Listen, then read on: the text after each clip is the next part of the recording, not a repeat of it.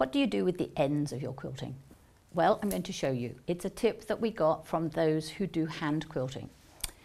The modern machines actually do a fixing stitch for you, which is a little bit of a cheat, but really helpful. However, I'm not 100% convinced that the judges in quilt shows accept that, because it leaves you with a knot on the back. So here's how you should really finish your quilts off properly. You will have 2 threads every time you start and you stop your quilting. Hence, if you're doing machine quilting, when I was taught, you want as few of those as possible, because in a big quilt you end up with hundreds of ends to deal with. But you can see on this setting triangle here, I've got, you know, a piece that was continuous, and then I've got 2 bits here, both of which have got ends on. So I'm just going to show you what to do with these ends. You need to do a little single knot. So we're just going to do a little single knot. My fingers aren't as dexterous as they used to be.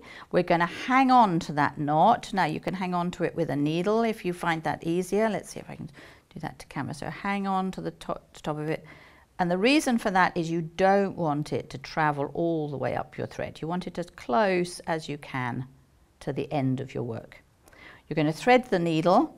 Now this is a bit of a cheat because it's a self-threading needle. So all I do is I pop the thread over the top and I'm done. We're going to take the thread, you're going to pop it through the top layer and into the wadding.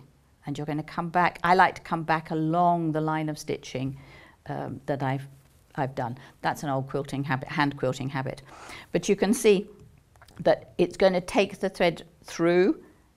We just give that a little pull and the knot will go into the wadding and hide there. Let's have those little thread snips. Okay. If those are a lovely thread, you want to hang on to those. We might have a little something you can do with those. I know life's too short. Right, so here we go again. Single knot.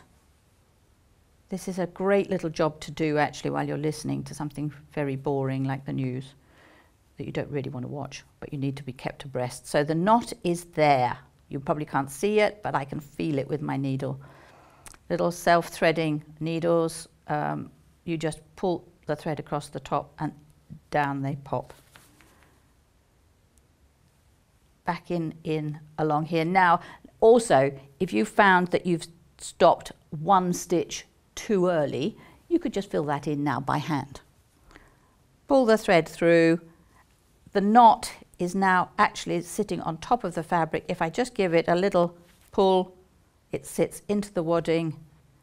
I could just pull that other thread through. Little bit of tension. Make sure you don't cut the quilt, and there you are, beautifully tied off.